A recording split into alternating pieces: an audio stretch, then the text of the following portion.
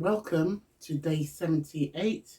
This is the children's Bible that we're using to get to know God this year. Every single day there's going to be a story from the Bible, so that's 365 stories for every single day. You don't have to watch them every single day.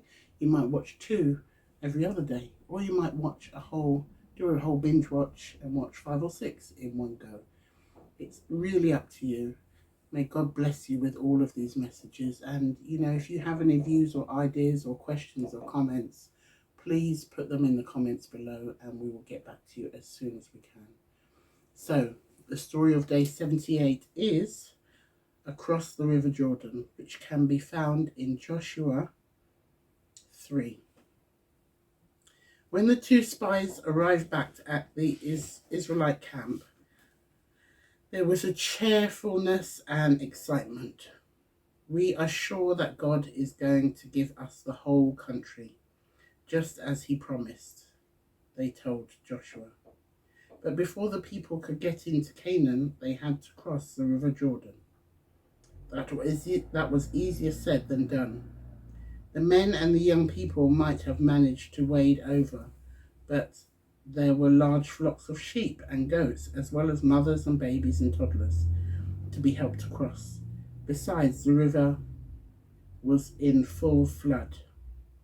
This meant that the low-lying jungle-like land on the other side of the banks was deep underwater, and the river itself was a rushing, swollen torrent.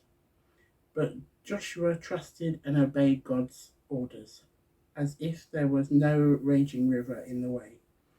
The priests are going to carry the covenant chest and step into the river first, he said to the people. Then you must all follow. The gold-covered chest was the most precious piece of furniture in God's tent. As soon as the priests waded into the river, the water began to move more sluggishly. Then it stopped flowing altogether.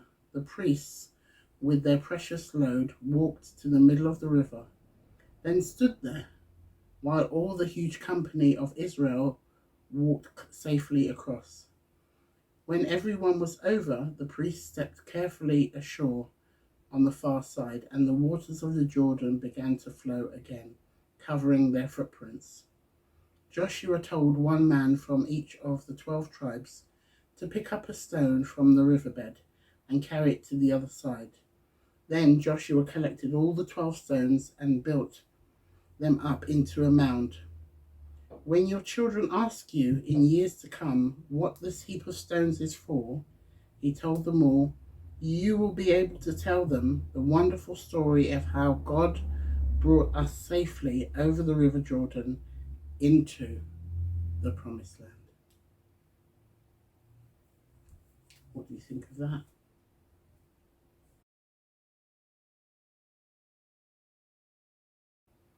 God never does anything the same way twice. The last time they walked over water or walked across the River Nile, God opened and parted the river.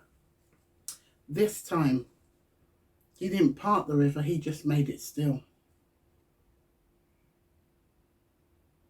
He is so awesome.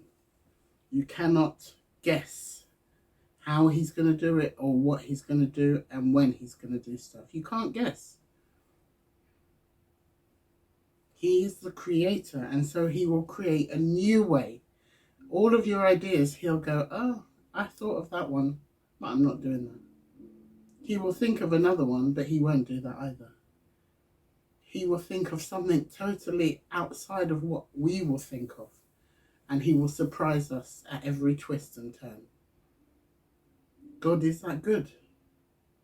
And I am a witness, because in my life there have been many twists and turns. Good ones and not so good ones.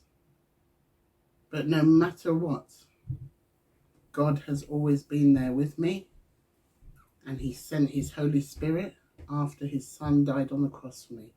And the Holy Spirit is among us who call upon him.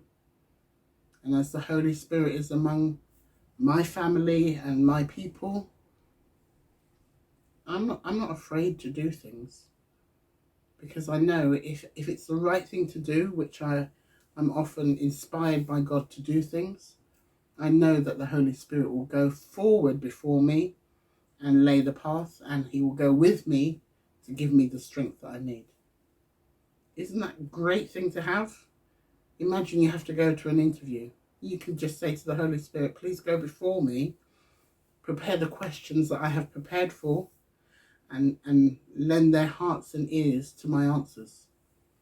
Lord, if this is the right job for me, go with me, give me the strength and courage to inspire and to wow these people, so that that's my job. You're never alone. You are never alone with God by your side. God bless.